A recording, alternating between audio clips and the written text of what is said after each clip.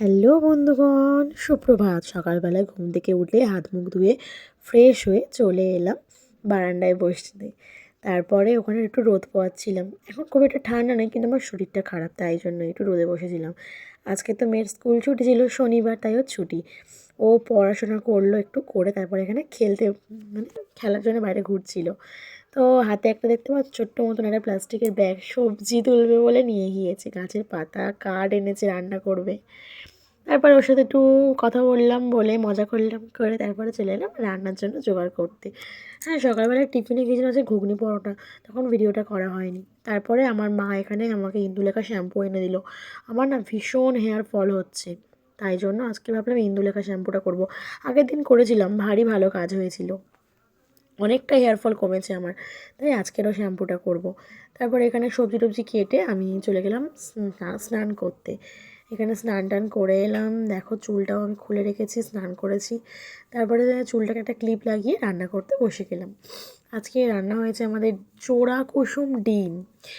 এই ডিমটা না দেশি মুরগির, বাবা এনেছে বাজার থেকে। আর এখানে শিমটা সিদ্ধ করছিলাম আর আলুটা, কারণ আমার হাজব্যান্ড আজকে শিম বেগুন আলু একসাথে ভর্তা খাবে বলেছিল। বেগুনটাকে পুড়িয়েছিলাম যেহেতু শনিবার ছিল, আর টমেটোটাকেও পুড়িয়েছিলাম, আর এখানে শিমটা সিদ্ধ করেছিলাম, করে একসাথে ভর্তা। আর পাশে একদিন দেখিয়েছিলাম না উনান করব, তো এখানে উনানের জন্য আমি নতুন একটা সবে করছিলাম। আর এখানে দেখো ডিমগুলোকে তেলের মধ্যে দিয়েও দিয়েছি, ভাজছিলাম। কি বড় বড় জোড়া কুসুম ডিম, দারুণ লাগে। ভিতরে না দুটো করে কুসুম আছে।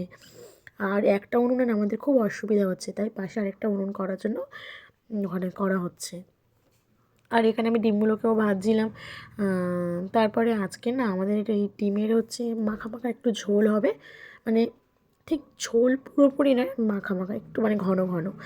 আমিও রান্না করছিলাম, আর এদিকে দেখলাম মা আমার মেয়ের না কিছু পুরোনো খেলনা বের করেছে, সাথে কুলোটা।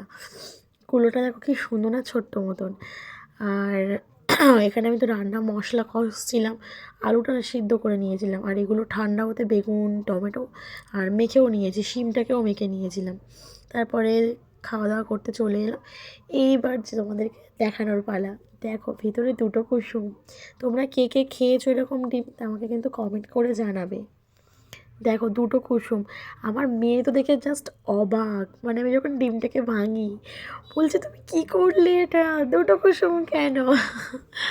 আসলে ও তো ছেলে মানুষ, কোনোদিন দেখেনি, এই প্রথম দেখলো জোড়া কুসুম ডিম, তাই ভীষণ এক্সাইটেড হয়ে গিয়েছিল। আমি ওখানে খাওয়া দাওয়া করলাম, মেয়েকেও খাইয়েছিলাম, তারপরে একটু রেস্ট নিলাম। দুপুরবেলা একটু ঘুমোচ্ছিলাম, ঘুম থেকে উঠে বিকালবেলায় আমি এখানে পড়াতে বসে চলে এসেছি। আর মেয়েও ওখানে বসে ওদের সাথে ছবি আঁকছিল।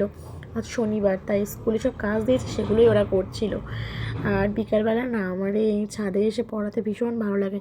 নিচে পড়ালে হয়, কিন্তু আমি ছাদেই পড়াই। তারপরে ওখান থেকে এসে সন্ধ্যে টন্ধে দিয়ে আটা মেখে রুটি করলাম, এখানে হাজব্যান্ড খাচ্ছিল।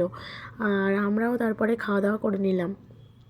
রাত্রেবেলা আমরা ওই 9:30-10টার মধ্যে খাওয়া দাওয়া করে শুয়ে পড়ি। আর এখানে তো টিভি দেখছিলাম, তারপরে আরেকজন তো এখানে শুয়ে পড়েছে।